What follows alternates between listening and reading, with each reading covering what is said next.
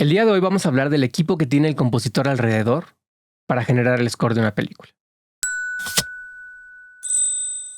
El compositor es obviamente la clave principal del score de una película. Cuando vemos los créditos de las películas, generalmente al que ubicamos pues es al compositor.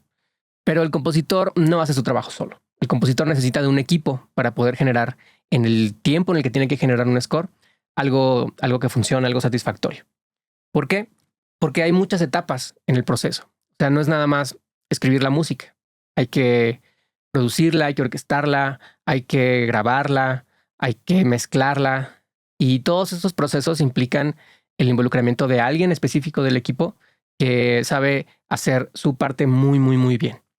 El compositor no tiene por qué saber hacer muy bien todo. Lo que tiene que saber hacer muy bien es leer la narrativa de la película, entender junto con el director o el productor cuál es el propósito del score y convertir todas esas necesidades que tiene la película a nivel narrativo en soporte, en música, que ayude a que la experiencia sea más grande, sea mejor.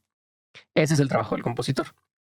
Ahora bien, el compositor generalmente hace el spotting y genera los temas y las relaciones entre la temática y la narrativa de la película y la música, ¿no? Lo convierte en notas. Ahora, ¿qué pasa con esas notas? Generalmente el compositor, sobre todo hoy en día, pues se trabaja mucho haciendo música directamente en el DAW, ¿no? En Pro Tools o en Logic o en Cubase o en el programa que usen. Y ese mockup que hacen, ese borrador de música que hacen, esa maqueta, tiene que llegar a oídos pues del director normalmente para que dé el visto bueno, para que finalmente podamos palomear ese cue y movernos al que sigue. Y para esto existe un personaje específicamente que la verdad es que todavía en la industria no existe ese rol así como de manera clara, no tiene como un nombre claro. De momento muchos lo estamos llamando mock-up artist, o sea, la persona que se encarga de hacer las maquetas. ¿Cuál es la diferencia? Digamos que el compositor tiene sus librerías y tiene como los recursos ya más o menos claros de qué es lo que quiere hacer, pero todo esto sucede mucho antes de que se grabe, ¿no? Eso es para ver si aprueban la idea. Entonces, la idea es entregar el mejor producto posible. Entonces, lo que hace el compositor es que le manda su maqueta a una persona que hace que esa maqueta suene precioso. Es alguien que su especialidad es agarrar estas ideas y ponerle mejores librerías, programar con mucho más detalles muchas cosas para que suenen súper bien. Por dos razones. Dependiendo del presupuesto del proyecto, hay veces en la que pues esta maqueta, digamos que terminará siendo el producto final, porque no hay dinero para grabar una orquesta, por ejemplo, o para grabar, no sé, unos taiko o unos tambores raros o lo que sea. Y hay otras ocasiones en las que pues el director tiene que darse una idea clara de cómo tiene que sonar esto a la hora que se grabe. Entonces, el mock-up artist sería este elemento que se dedica específicamente a embellecer las maquetas para que suenen súper bien. Ahora, muchas veces, como el tiempo es muy corto, el compositor tampoco tiene tiempo de ponerse a hacer las orquestaciones así súper elaboradas de todo, o a veces ni siquiera tiene el know-how, ¿no? O sea, ni siquiera tiene por qué saber así con tanta precisión cómo hacer una orquestación increíble. Tiene que tener la idea, obviamente, de cómo quiere que suene. Pero existe este rol específico del orquestador. El orquestador es un arreglista especializado en la orquesta. Un orquestador ve una pieza, por ejemplo, una pieza para piano, puede agarrar un borrador que haya hecho el compositor con puro piano, ver las ideas y extrapolar esas ideas a la orquesta y convertirlas en una pieza mucho más elaborada, mucho más llena, ¿no? La orquestación de un buen orquestador no consiste nada más en agarrar la melodía y el acompañamiento y colocarlos en los instrumentos de la orquesta, sino también en ver cuál es la intención de la música y cómo puede potenciar esa intención generando textura, generando ritmo, generando variedad tímbrica o sonora. Y todas esas cosas son su especialidad. Digamos, un orquestador no está pensando tanto en cómo funciona la música contra el diálogo específico de la escena, sino más bien está pensando cómo puede colorear esa música para que sea mucho más potente y se oiga mucho mejor lograda, mejor realizada. Ese sería el trabajo del orquestador. Una vez que pasaron las cosas por el orquestador, digamos, el mock-up artist y el orquestador pudieran estar como en un nivel similar, porque pudiera ser que, por ejemplo, el compositor hace una idea que la pasa al orquestador, el orquestador la hace en grande y luego el mock-up artist la convierte en algo que pueda sonar con librerías bien antes de pasar a la grabación.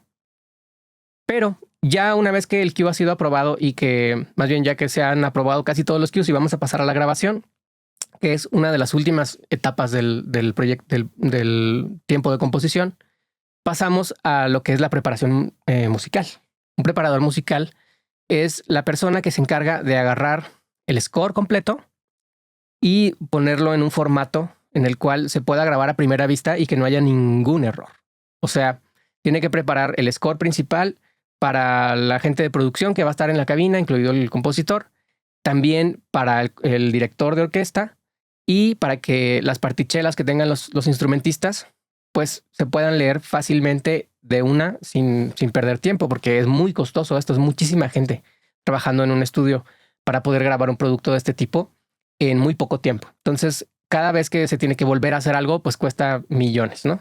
Es una cosa de trabajar rápido. Entonces, el preparador musical pues tiene que ser experto en el formato y en cómo escribir las cosas para que se vean bien, claras.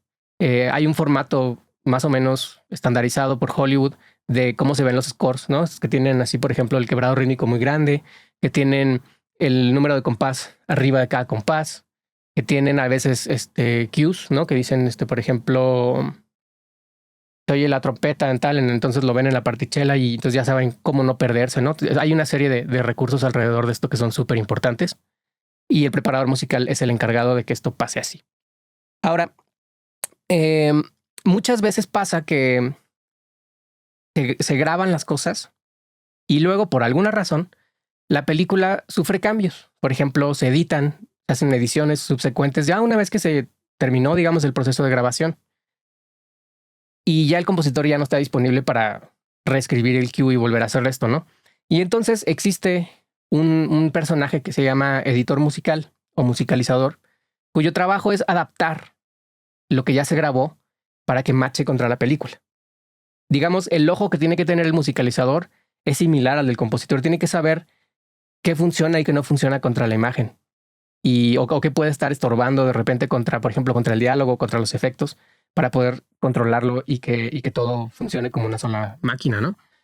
Y el editor musical trabaja con una cosa que ya le llamamos stems. Los stems son capas de la música. Por ejemplo, pudiéramos tener los stems de una orquesta, por ejemplo, pudiéramos tener las cuerdas, los woodwinds, los metales, la percusión, todas por separado. ¿Esto para qué?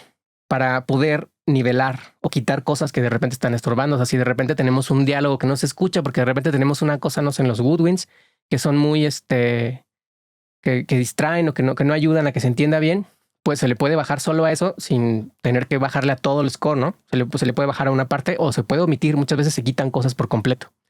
También otra cosa que hace el musicalizador es que dependiendo de la relación que tengan con el compositor, pero a veces pasa, el musicalizador agarra algunos de los stems de las cosas que ya están, de los mockups, digamos, y los intenta resolver en otras secciones de la película que están más adelante o que están en otro lugar donde el compositor todavía no llega. Y eso ayuda a que en este proceso de tan poco tiempo y tanta música se puedan ir encontrando como cosas que funcionan, que además al ser de la misma película, pues tendrán cosas en común que ayudarán a que la película suene homogénea de alguna manera. Otro personaje que es muy importante en la película es el supervisor musical. Un supervisor musical es el encargado de encontrar las canciones que suenan en la película. Es muy común que en las películas encontramos no solo la música original de la película, sino las canciones.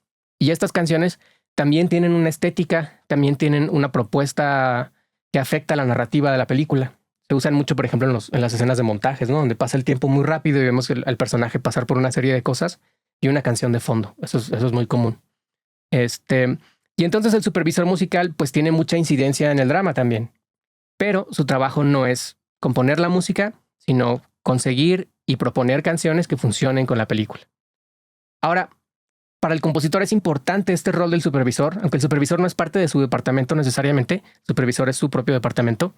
El tener cierta comunicación ayuda para que el compositor pueda trabajar alrededor de estas canciones. Por ejemplo, si ya las canciones están decididas cuando él empieza a componer la música, pues puede anticipar ciertas transiciones o ciertos empalmes entre la música original y las canciones para que no bote, para que la audiencia no se bote así como de repente, como que ay, cambió de tono o algo, ¿no? El compositor puede anticipar ese tipo de cosas trabajando con el supervisor o con el trabajo que el supervisor está haciendo. Ahora, obviamente, otro personaje que es súper importante, pues es el ingeniero de grabación.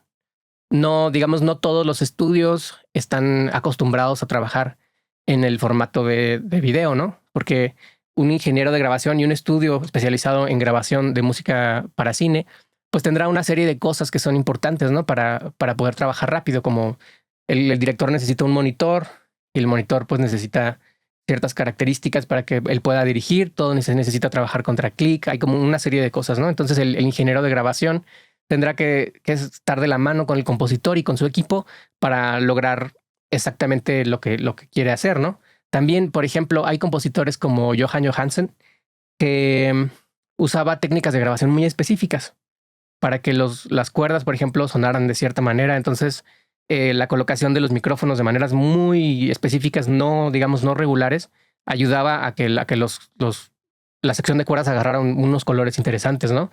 Entonces, pues ahí trabajar con el ingeniero de grabación es fundamental para poder lograr esta visión que tiene el compositor sobre el score. De igual manera, otro personaje que es súper importante, pues es el ingeniero de mezcla, ¿no? El ingeniero de mezcla, digamos, en las pelis hay varios procesos de mezcla, ¿no?